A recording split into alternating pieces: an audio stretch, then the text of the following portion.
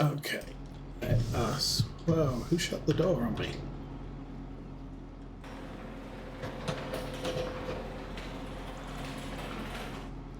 Alrighty, good morning everybody. My name is Osa. We are playing Farming Simulator 25 on Alma, Missouri. And it is close to the end of March. What it is about this tractor and this thing, it doesn't go too well sometimes. There we go. Okay, and the cows are getting hungry. So, not that button. We're going to put what remains in here, run down the other end. Okay, I have enough bales. I'm stupid, but I have enough bales now to make one TMR mix, which may or may not be an issue. Couple of things I can do today. I can sell some milk. We are down to 2,800,000 money. And a lot of that was spent on workers. I have now managed to de-stone every field that had serious levels of stonage. I have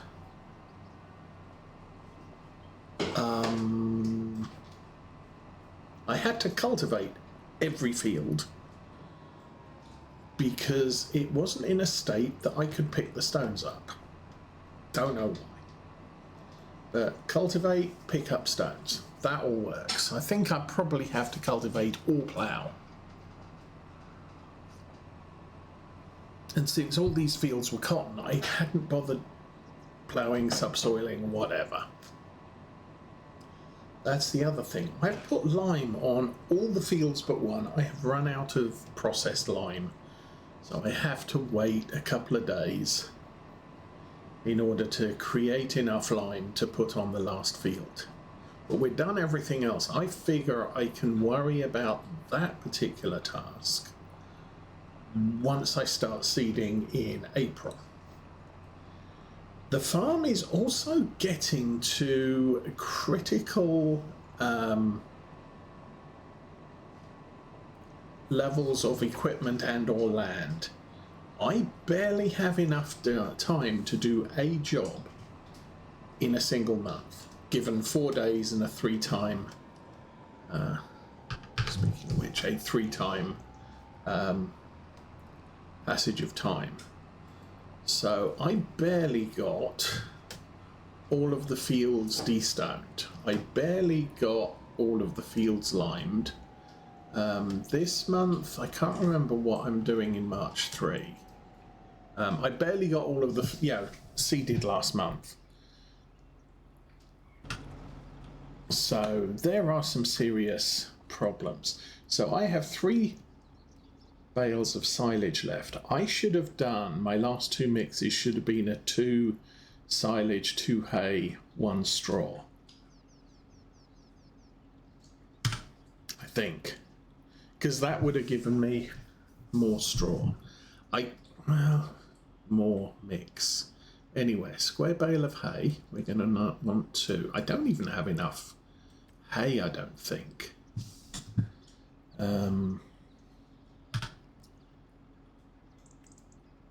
So this is all square bale straw. I'll have that. We'll then have the last 3 bales of silage. Boop. Then we go find old Scoopy Dog. Cameo, good morning. Welcome to another dull and overcast Saturday by the looks of it. Farm, not so bad. It's starting off dull and overcast. We will have sunshine.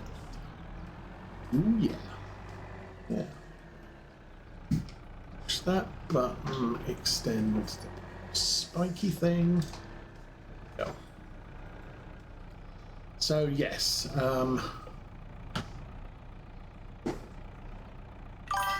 Cow food is definitely the problem I have now. I'm not going to be able to make Well, now there's the trick. 6:45 in the morning. I could cut a field or two just to make some silage so that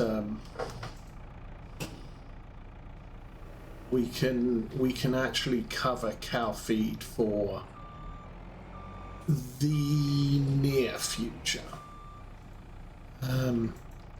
Hay doesn't matter. We've still got a fair amount of hay, and I will have the opportunity to make hay on April 1. I can cut my grass now. This is good. However,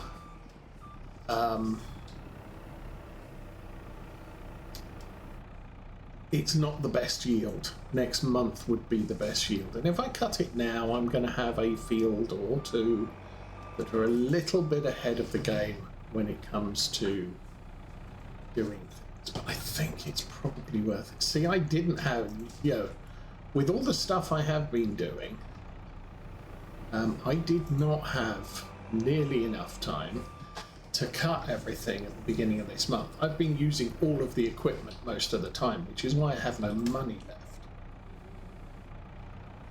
This coming fall, I don't think I will have enough cotton harvesting capacity to harvest all of the cotton fields. I also query whether I'm going to have enough capacity to harvest all of the soybeans and corn. I should do. I've expanded the size of my harvester, so that should be all good and ready to go. But and haulage should be okay. But we are getting down to the wire on having enough equipment to do any single task, and we're doing 2 to 3 tasks per month. Okay, that is all we can do with this. So track that, put that down. I am going to use most of this food here. Turn that off. We'll jump out and walk. Walking will do us good. So we have, what is it? 12 hay, 18 straw. I think we've got enough straw. We definitely don't have enough silage, but we'll see how well we go. We've definitely got enough hay for at least to last us till next month, and then I can make a bunch of hay, stick it straight in the storage. Okay, let's get you unloaded into here, because these cows have the least amount of food. So this is the big shed. The big shed has milk. We could go and empty that. It also has a full tank of slurry. We could do that. It has 2 truckloads of manure. I don't have any capacity for manure at the BGA. So we've got a little over a half there. This one almost full. This shed not going to have a problem. Only 14,000 litres there and a tank's worth of slurry, so that's fine. So I'm going to put this outside by the mixing shed. So I think we're going to make it into April. The problem is I'm not sure we're going to make it past the beginning of April, which is why I think we're going to do some mowing right now. And the reason for that is, you mow as early as you can. You can get the silage will be ready to go sooner rather than later. Okay, let's put this over here and drop that in the corner. Let's go fit the mowers and do some mowing. I'm gonna do the big field to the very southern edge of the map. Southern edge. I have had a little bit of change of equipment on the farm again.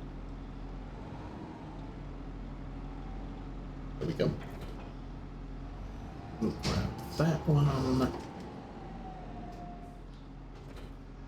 And we'll back out. Okay. And since I'm only doing one field, I'm going to do all of it. How we do? Okay, maintenance is good. Fuel is good. Let's get out there and do... did I spray all the fields? That's pH. Yeah, those look better than they normally would. So it looks like I did get out and spray all the fields. I did put lime on all the fields except the one I didn't put lime on, which is this one looks the worst for wear. So we got to lime that field, but everything else got done. What else did I do? I sprayed, weeding all the fields. That was the other thing that... So I'm out weeding all the fields, I'm out spraying all the fields, I'm out picking rocks in all the field, liming all the fields. So, like I said, it's been a busy 2 months since we finished the last stream, where I believe we were planting the cotton. So the cotton's germinated, and we have a sprouting of cotton. Yeah, I've got copper plants and I'm growing copper. Alrighty, let us do that. Steering assist, one headland. Yeah, whatever. Alright, do that. Press shift and unfold.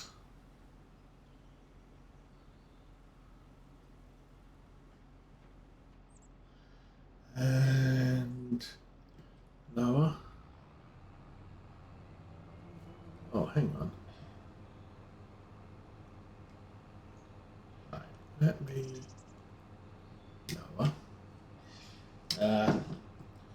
This is why I'm not. No.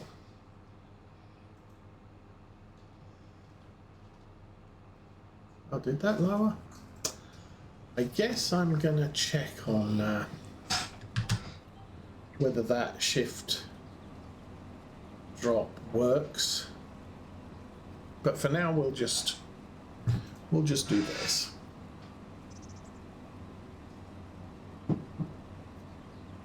So as I said, this is not the best yield we're going to get.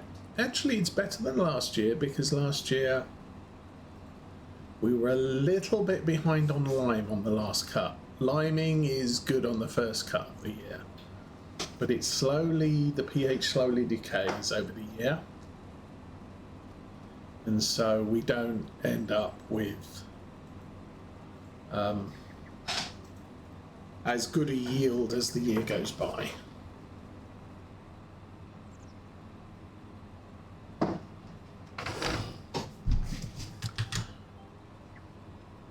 But still.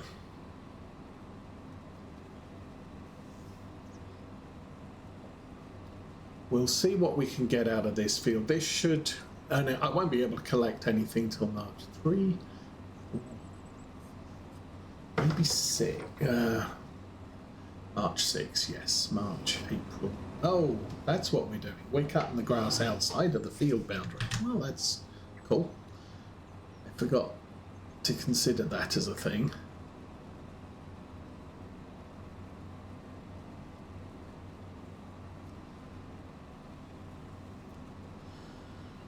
So I believe last weekend we actually got a dry Saturday. So Saturday afternoon I went downstairs and I cut some pieces of wood, and they are now part of the railroad infrastructure that I've been wanting to do since Christmas. I bought the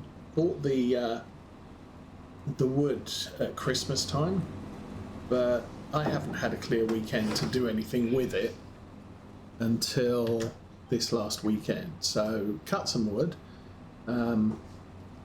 extended the rail track so I can now make the loop platform, which is good.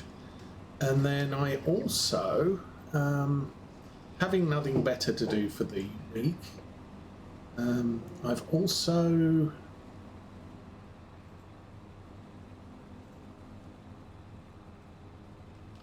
let's lift that. Yeah, we got it all.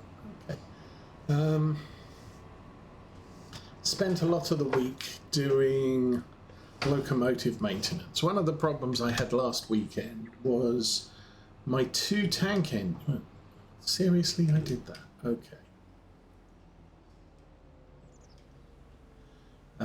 Last weekend I did all of the... Well, I tested all of my tank engines and neither of them worked. Which was... Okay, that does work, and if I press shift with that, it works as well. So Sunday I'd ordered in a rolling road, which is basically a little contraption that sits between the tracks, picking up power from the track, and then has little rollers on top which you put the locomotive wheels on. You can adjust the spacing between them, and I tested both locomotives. Now, the larger of the two worked, so I stuck it on the main tracks and it didn't work, so I cleaned the track and hey presto, it worked. So that was a good start. Second, the smaller one didn't want to know, and that's the one I got new just delivered after the model railway show in Canada that we went to. So I brought it upstairs, and I remember I'd watched a review of it, and the guy had had a problem with it out of the box, so I rewatched that section of the video. There's basically the copper contacts that touch the backs of the wheels to conduct electricity to the motor. On his were all bent flat, so they weren't touching the wheels. Okay, let's have a look at that. So I had the bottom off the locomotive and I took a closer look, and sure enough, we had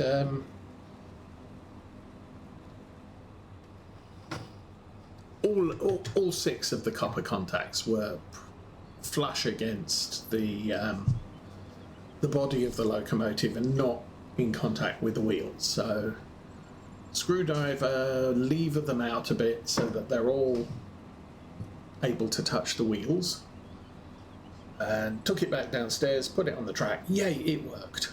So that was first locomotive fix plus track cleaning. Second locomotive, I've had a small tender locomotive. I bought it back in the mid 2010s, and it did work, and I tested it probably over Christmas, and it wasn't happy. So at that point I thought, oh, I'm gonna have to do something with this, and so I did. I put it on the track and it wouldn't go. I mean, it just zero response.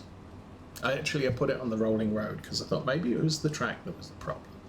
Stuck it on the rolling road, wasn't going. So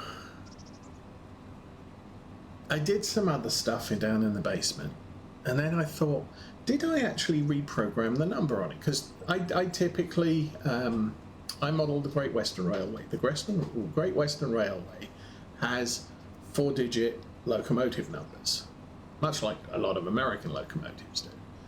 So I thought, well, maybe I'll take a look at that and see if that's actually the problem. Now, with the decoder chips, what they do is, from the factory, they're all coded number 3. So, okay, I'll put in number 3 and see if it goes. It went. Not a problem. So, oh, I forgot to program it. Or I forgot to program the number change. Everything else was good to go. So I brought it back upstairs, which is where my decoder programmer is, plugged it into that, tried to read the decoder, can't find it. Like, really? It's all plugged in. And so I gave it another attempt, and it's, nope, still can't find it. So, nuts. Gonna have to take the locomotive apart, take the decoder chip out, and stick it into the tester.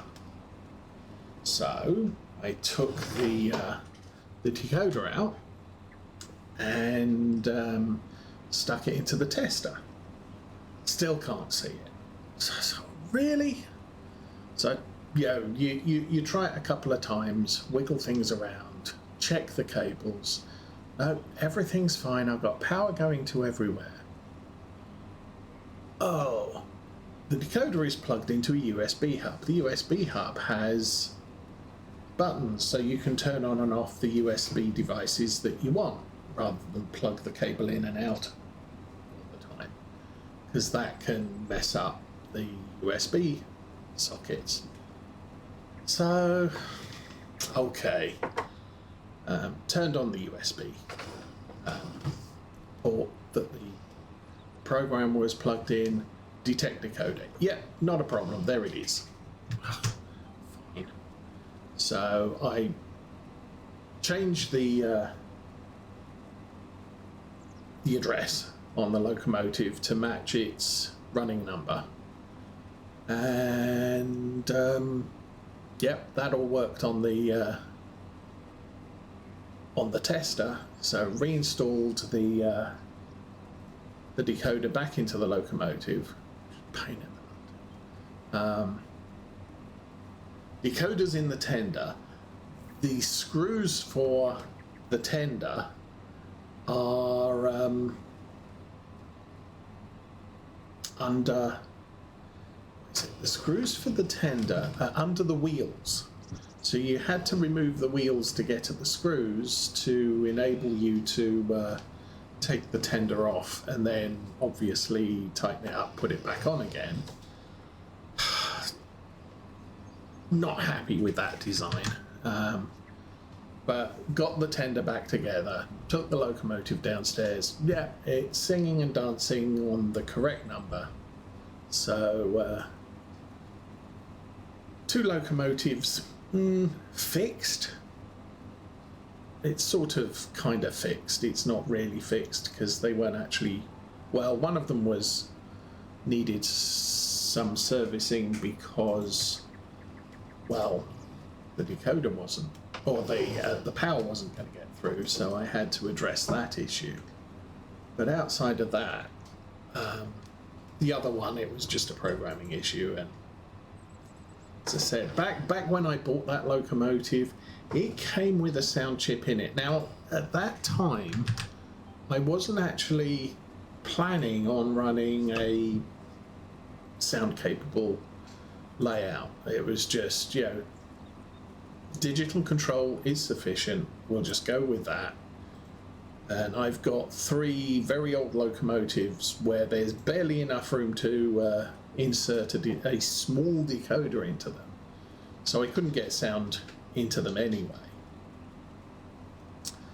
So, and then I was just browsing one of the retail outlets in the UK, and they had this locomotive which fits for my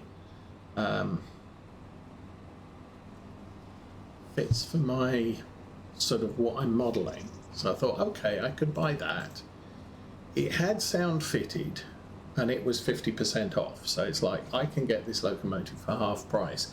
Even if I factor in, normally I wouldn't have had sound installed. Doesn't matter. We can...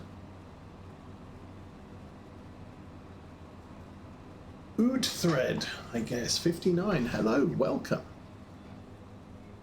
So yeah, I figured, oh, I can I'll take the sound chip, even though it's not something I specifically want. It is something that, hey, it's a novelty. Plus, I mean, a sound chip will usually add about $100 or 100, yeah, about $100 to the cost of a locomotive. No, this is a solo farm, but thanks for the offer. Yeah, it's like it's $100 to buy a sound chip. And if I buy it from the UK today, you've got the tariff on top of that. But because the locomotive normally $240 was down to 120, I figured, yeah, I'm paying less than the model costs, and it's coming with sound in it. So that's basically what happened. So I bought this model already with sound, and I'd never reprogrammed it because I didn't have a reprogrammer at the time. Oh. What are you doing? Let's fold you up. Let's lift you up. Fold you up. There you go. So yeah, because I didn't have the programmer at the time, so I didn't reprogram the number on it. Plus, it was the only one I had. Since then,